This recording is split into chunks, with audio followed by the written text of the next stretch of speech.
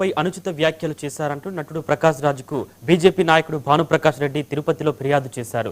అలాగే కోట్లాది హిందువులకు ఆదర్శుడైన శ్రీరాముని గురించి అనుచిత వ్యాఖ్యలు చేయడంపై 100 కోట్ల రూపాయలకు పరువు నష్ట దావా వేస్తానని భానుప్రకాష్ చెప్పారు.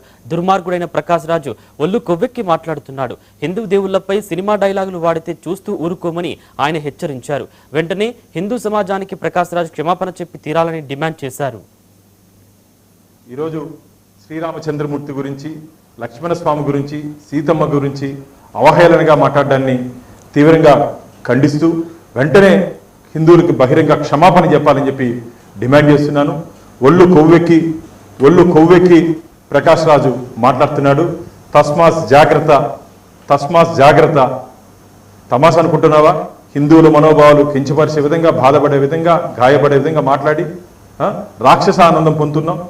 నీకు ధైర్యము దమ్ము ఉంటే అన్యమతస్థులకు సంబంధించి వారి గురించి ప్రస్తావన చేసే ధైర్యం ఉందా నీకు? ఈరోజు రాజకీయ నాయకులు కానీ ఎవరు కానీ రామరాజ్యం కావాలని చెప్పి కోరుకుంటుంటే ఈ సందర్భంలో శ్రీరామచంద్రమూర్తి గురించి అవహేళనగా మాట్లాడడం ఇది మంచిది కాదు. వెంటనే హిందువులకు బహిరంగ క్షమాపణ చెప్పాలి. ఈరోజు మా